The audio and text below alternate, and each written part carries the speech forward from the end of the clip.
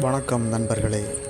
நாம் இன்று பார்க்கவிருக்கும் தலைப்பு, விரதம் இருப்பதனால் நமக்கு ஏற்படும் நன்மைகள் என்னென்ன.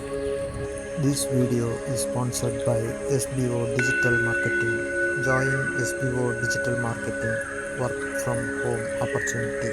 ஸ்கிப் பண்ணாதீங்க, பெரிய தப்பு. தினம் 300 ரூபாய் சம்பாதிக்க அரிய வாய்ப்பு. இன்ஸ்டாகிராம், ஃபேஸ்புக் பயன்படுத்த தெரிந்தால் போதும். Content post and content publishing மூலமா தினம் 300 ரூபாய் சம்பாதிக்கலாம். இந்த வேலை செய்ய 5 நிமிடம் போதும். Work training support, group communication support, all language customer live chat support, முக்கியமா சொந்தமா ஒரு பிசினஸ் ஸ்டார்ட் பண்ற அளவுக்கு உங்களால கற்றுக்கொள்ள முடியும், சம்பாதிக்க முடியும். இந்த வேலை வாய்ப்பு வழங்குவது 5 வருடத்துக்கு மேல ரன் ஆகிட்டு இருக்க நம்ம தமிழ்நாட்டு company school of business organisation private limited. மேலும் விவரங்களுக்கு டிஸ்கிரிப்ஷன்ல கொடுத்திருக்க நம்பருக்கு வாட்ஸ்அப் பண்ணுங்க. நாம் அனுதினமும் 3 வேளை உணவு உட்கொண்டு வருவதனால் கொழுப்பு முதலான கழிவுகள் நம் உடலிலேயே தங்கிவிடும். அவ்வாறான கொழுப்பு முதலான கழிவுகளை நாம் வெளியேற்ற வேண்டுமேயானால் அதற்கு நம் உடல் உறுப்புகளுக்கு ஓய்வு கொடுக்க வேண்டும். அவ்வாறு ஓய்வு கொடுக்க வேண்டுமானால் நாம் குறிப்பாக வயிற்றுக்குத்தான் ஓய்வை கொடுக்க வேண்டும். ஞானிகள் சித்த பெருமக்கள் கூறி சென்றிருக்கின்றார்கள், நாள் 2, வாரம் 2, மாதம் 2, வருடம் 2. அதாவது நாள் 2 என்பது ஒரு நாளைக்கு 2 வேளைதான் உணவு உட்கொள்ள வேண்டும். அதாவது சூரிய அஸ்தமனத்திற்கு பிறகு நாம் உணவு உட்கொள்ளக்கூடாது. பறவைகள், விலங்கினங்கள் இவை சரியாக சூரிய அஸ்தமனத்திற்கு முன்பாகவே இரையை தேடிக்கொண்டு கூட்டிற்கு சென்று தூங்கிவிடும். அதுபோலவே நாமும் 2 வேளையே உணவு உட்கொள்ள வேண்டும். சூரிய அஸ்தமனத்திற்கு பிறகு நாம் உணவை உட்கொள்ளாமலேயே இருக்க வேண்டும். அடுத்ததாக வாரம் 2 என்றார்கள். அதாவது வாரத்தில் 2 நாட்கள் நாம் எண்ணெய் தேய்த்து குளிக்க வேண்டும். இது உடலுக்கு சுத்தத்தையும் உடல் குளிர்ச்சியையும் ஆரோக்கியத்தையும் நமக்கு தரும். அடுத்ததாக மாதம் 2 என கூறி சென்றார்கள். அது கணவன் மனைவி இடையே உறவு கொள்வது மாதத்தில் 2 முறை வைத்து கொள்ள வேண்டும். அடுத்ததாக வருடம் 2 முறை நாம் பேதிக்கு மருந்து உட்கொள்ள வேண்டும். அதாவது உடலின் உள்பகுதியிலுள்ள கழிவுகளை வெளியேற்ற நாம் வருடத்தில் 2 முறை நாம் பேதிக்கு மருந்து உட்கொண்டு கழிவுகளை வெளியேற்ற செய்ய வேண்டும். இந்த வழக்கங்களானது காலப்போக்கில் மாறி நாம் தினசரி 3 வேளை உணவு உட்கொள்கிறோம். சூரியன் அஸ்தமனத்திற்கு பிறகு குறிப்பாக அசைவ உணவுகளையும் நாம் எடுத்துக்கொள்கின்றோம். இதெல்லாம் தவிர்க்கப்பட வேண்டிய ஒன்றாகும். காலத்தின் கட்டாயத்தால் அவ்வாறு நாம் உட்கொள்ள வேண்டியதாக உள்ளதால் நாம் மாதம் 2 முறையேனும் உண்ணாவிரதம் என்னும் நோன்பை நாம் கடைபிடிக்க வேண்டும். அவ்வாறு கடைபிடிக்கும்போது நாம் உடலில் உள்ள அந்த கழிவுகள் நம் உடலை விட்டு வெளியேறும். இது நமது உடல் ஆரோக்கியத்திற்கு மிகவும் இன்றியமையாத ஒன்றாகும்.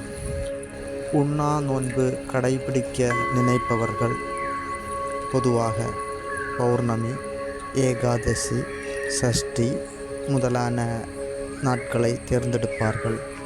இது மிகவும் நல்ல தேர்வு ஆகும்.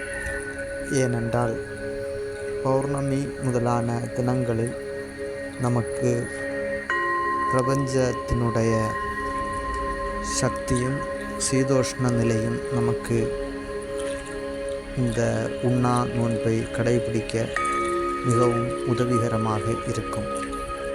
உண்ணாவிரதம் கடைபிடிப்பவர்கள் காலை சூரிய உதயத்திற்கு பிறகு எதுவுமே உண்ணக்கூடாது. மாலை சூரிய அஸ்தமனம் வரை எதுவும் உண்ணாமலும், அதற்கு பிறகு ஏதாவது பழச்சாறு அல்லது சிறிதளவு உணவு உட்கொண்டு விரதத்தை முடித்து கொள்ள வேண்டும். மாறாக பசி தாங்காமல் அதிக அளவு உணவு உட்கொள்ளக்கூடாது. பலர் தண்ணீர் மட்டும் உட்கொண்டு விரதத்தை கடைபிடிப்பார்கள். அதுவும் உடலுக்கு நல்ல ஆரோக்கியத்தை தரும். அதுவும் கழிவுகளை வெளியேற்ற ஒரு சிறந்த தீர்வு ஆகும். இன்னும் சிலர் மௌன விரதத்தை கடைபிடிப்பார்கள். அதாவது நாள் முழுவதும் யாருடனும் பேசாமலும் நாள் முழுவதும் மௌன விரதத்தை கடைபிடிப்பார்கள். இதுவும் ஒரு நல்ல நடைமுறையே. இது பல பிரச்சனைகளுக்கு நல்ல தீர்வை தரும். இன்னும் சிலர் இந்த உண்ணாவிரதத்தினுடைய இறை சிந்தனையோடு அந்த உண்ணாவிரதத்தை கடைபிடிப்பார்கள். அவ்வாறு உண்ணாவிரதத்தை மேற்கொண்டால் நமக்கு உடலுக்கும் மனதிற்கும் நல்ல உற்சாகத்தையும் ஆரோக்கியத்தையும் நல்ல தீர்வையும் தரும். இவ்வாறான நோன்பானது உடலுக்கும் நல்ல ஓய்வை தரும், மனதுக்கும் நல்ல ஓய்வை தரும். உணவு உட்கொள்ளாமல் இருக்க முடியாது என்பவர்கள் பழச்சாறோ இளநீர் முதலான பானங்களை உட்கொண்டு உண்ணாவிரதம் மேற்கொள்ளலாம். சூரிய உதயத்திற்கு பிறகு உணவும் தண்ணீரும் உட்கொள்ளாமல் இறை சிந்தனையோடு நாம் விரதத்தை மேற்கொள்வதுதான் சிறந்த ஒரு உண்ணாவிரத முறையாகும். இவ்வாறு நாம் உண்ணாவிரதத்தை மேற்கொள்ளும்போது நம் உடலுக்கு நல்ல புத்துணர்ச்சியும் ஓய்வும், உடலில் உள்ள கழிவுகள் அனைத்தும் வெளியேற்றி ஆரோக்கியமாக வாழலாம்.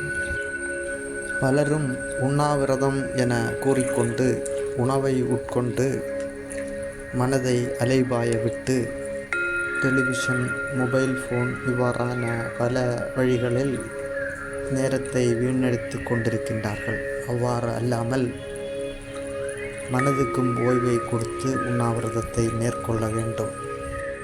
சித்தர் பெருமக்கள் கூறி சென்றிருக்கிறார்கள், லங்கனம் பரம ஔஷதம். சமஸ்கிருத சொல்லான இந்த லங்கனம் பரம ஔஷதம் என்ற வார்த்தைக்கு பொருளானது உபவாசம் என்பது சிறந்த ஒரு மருந்தாகும். இதை நாம் வாழ்க்கையில் முழுமையாக கடைபிடிக்க வேண்டும்.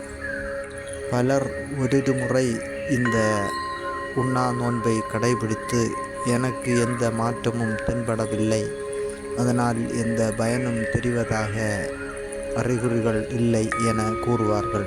அவ்வாறு அல்ல. நாம் காலங்காலமாக இந்த உபவாசத்தை மேற்கொண்டால் நமது உடலிலும் மனதிலும் நல்ல தெளிவை இது ஏற்படுத்தும். உடல் ஆரோக்கியமாகவும் வாழலாம். நன்றி. ஸ்கிப் பண்ணாதீங்க. பெரிய தப்பு. தினம் 300 ரூபாய் சம்பாதிக்க அரிய வாய்ப்பு. இன்ஸ்டாகிராம், ஃபேஸ்புக் பயன்படுத்த தெரிந்தால் போதும் content post and content publishing மூலமா தினம் 300 ரூபாய் சம்பாதிக்கலாம். இந்த வேலை செய்ய 5 நிமிடம் போதும். Work training support, group communication support, all language customer live chat support, முக்கியமா சொந்தமா ஒரு பிசினஸ் ஸ்டார்ட் பண்ற அளவுக்கு உங்களால கற்றுக்கொள்ளவும் முடியும், சம்பாதிக்கவும் முடியும். இந்த வேலை வாய்ப்பு வழங்குவது 5 வருடத்துக்கு மேல ரன் ஆகிட்டு இருக்க நம்ம தமிழ்நாட்டு company school of business organisation private limited. மேலும் விவரங்களுக்கு டிஸ்கிரிப்ஷன்ல கொடுத்திருக்க நம்பருக்கு வாட்ஸ்அப் பண்ணுங்க.